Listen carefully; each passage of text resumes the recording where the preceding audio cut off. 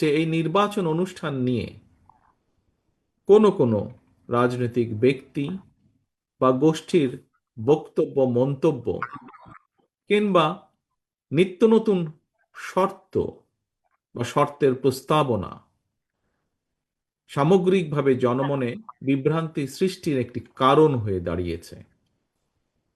প্রিয় ভাই বোনেরা, আপনাদের নিশ্চয়ই মনে আছে অবাধ, সুষ্ঠু এবং নিরপেক্ষ নির্বাচনে ভোট দেবার সুযোগ পেলে জনগণ বিএনপিকে রাষ্ট্র পরিচালনার দায়িত্ব দিতে পারে এই ভয়ে পলাতক স্বৈরাচার বিএনপির বিজয় ঠেকাও এর মতন অন্তর্ঘাতী অপরাজনীতি চালু করেছিল।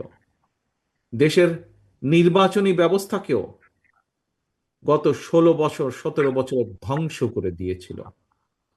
সেটি লোকাল ইলেকশন থেকে শুরু করে জাতীয় নির্বাচন থেকে শুরু করে প্রায় প্রত্যেকটি জায়গায় একই অবস্থা হয়েছিল। তবে আশ্চর্যের বিষয় হলো স্বৈরাচার মুক্ত বাংলাদেশে এবার ক্ষমতাসীন সরকার নয়, বরং ফ্যাসিবাদ বিরোধী আন্দোলনের রাজপথের সহযোদ্ধা কতিপয় রাজনৈতিক ব্যক্তি এবং গোষ্ঠীর আচরণেও সেই পলাতক স্বৈরাচারের সরকারের মতন বিএনপির বিজয় ঠেকাও প্রবণতা লক্ষ্য করা যাচ্ছে। বিএনপির বিজয় ঠেকানোর অপরাজনীতি করতে গিয়ে বিতাড়িত ফ্যাসিবাদী সরকার দেশকে একটি তাবেদারি রাষ্ট্রে, একটি বিশাল বড় জেলখানায় পরিণত করেছিল।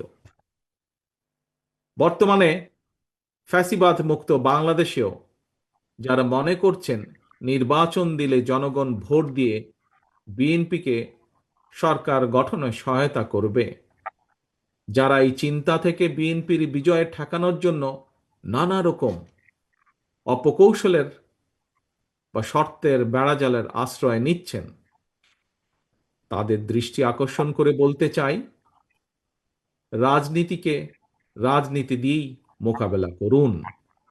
জনগণের শক্তির উপরে আস্থা এবং বিশ্বাস রাখুন।